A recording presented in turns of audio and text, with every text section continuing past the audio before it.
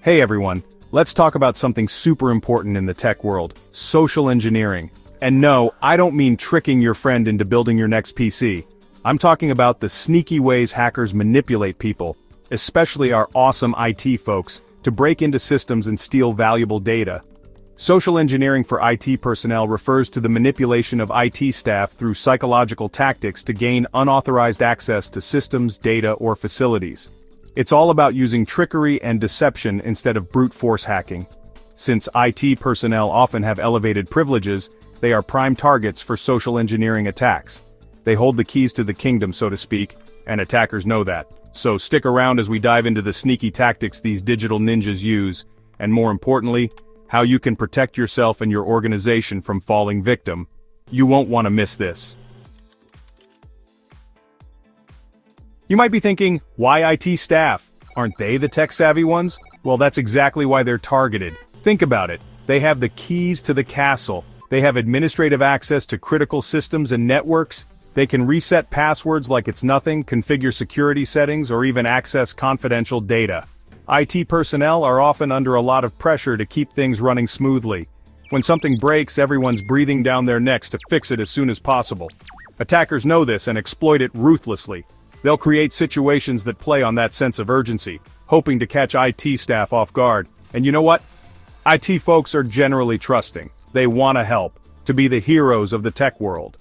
Hackers prey on that helpful nature, using it as a weakness to slip through the cracks. Now let's take a look at some of the most common social engineering tactics used against IT personnel. Alright, let's talk about phishing. You've probably heard of it, but it's worth repeating because it's crazy effective. Imagine this. You're an IT specialist neck deep in troubleshooting a network issue, when suddenly, BAM! An email pops up. It's from your CEO, and the subject line screams urgent password reset required. The email looks legit, company logo, the right formatting, even your CEO's name spelled correctly. It says something like, "Hi, I can't access my email. Please reset my password as soon as possible. I'm in a meeting." Panic sets in. You don't want to be the reason your CEO misses an important meeting, right? So you click the link, enter the credentials, and boom, just like that, you've been hooked.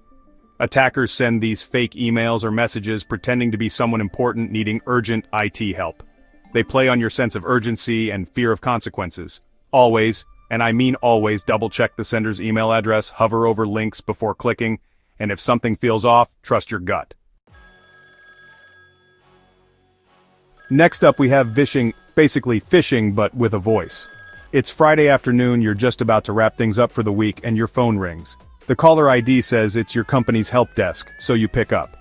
A frantic voice on the other end says, "This is James from HR. I'm locked out of the server. I have a critical deadline to meet and I need to access some files. Can you help me get back in?"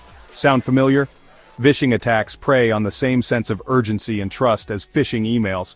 They might impersonate a high-ranking employee, a vendor, or even a law enforcement officer.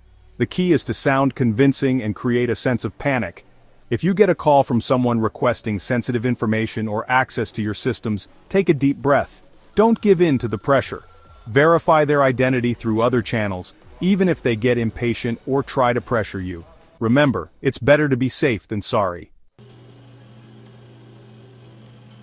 Chapter 4. Pretexting, the art of deception. Pretexting is like something straight out of a spy movie. It's all about creating a believable scenario or a false identity to gain your trust and extract information. This could involve weeks or even months of planning. The attacker might research your company, your role, even your personal interest to build a convincing story. Let's say you work in IT security. You receive a call from someone claiming to be from a cybersecurity firm hired by your company to conduct a security audit. They sound professional, they use the right jargon, and they even have some basic information about your network. They ask you to install a remote access tool so they can run some tests. Sounds legit, right? But hold on a minute. Before you give anyone access to your systems, verify their identity through official channels. Contact your manager or the supposed client directly using contact information from a trusted source, not the information provided by the caller. Don't let a smooth talker fool you into compromising your security. Chapter 5. Tailgating and piggybacking. Your security clearance is my security clearance. Alright, this next one is a classic. and it involves a bit of sneaky physical infiltration. Imagine this, you're heading back from lunch, access card in hand, ready to swipe into the secure server room. As you approach the door, someone right behind you, holding a bunch of boxes, says, "Hey, hold the door for a second, would you?" "Thanks, man. You're a nice person, so, naturally you hold the door open for them." But wait a minute.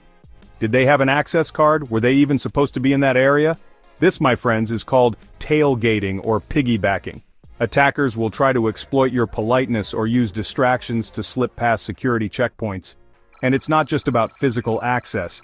An attacker might try to tailgate you into a restricted network by looking over your shoulder while you enter your credentials. So be mindful of your surroundings. Don't let anyone follow you into restricted areas without proper authorization. Remember, even if someone seems harmless, it's always better to err on the side of caution. Chapter 6. Baiting curiosity killed the data? Alright, let's talk about baiting. This tactic plays on our natural human curiosity, and let's be honest, who can resist a good mystery? Imagine this. You're walking down the hallway in your office, and you spot a USB drive lying on the floor. You pick it up and it's labeled confidential or even better, salary info. Intrigued, you pop it into your computer to see what's inside. Big mistake.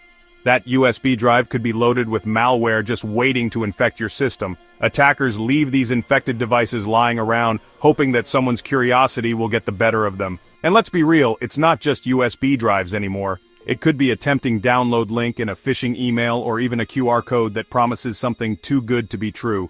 Remember, if you didn't drop it, don't pick it up. And always be cautious about downloading files or clicking links from unknown sources. Curiosity might not kill the cat, but it can certainly put your data at risk. So there you have it, folks. The wild world of social engineering where the human element becomes the weakest link. Remember, these attackers are clever. They prey on our trust, our helpful nature, and sometimes even our love for a good mystery. But don't worry, you don't need to live in a perpetual state of paranoia. Just stay informed, be cautious, and always verify before you trust. Think of it like this. You wouldn't download a sketchy file from a random website, right? The same principle applies to social engineering. Don't give out sensitive information, don't click on suspicious links, and always verify the identity of anyone asking for access to your systems. And hey, if you ever find yourself questioning whether something is legit, reach out to your IT security team. That's what they're there for. Stay safe out there and keep those networks secure.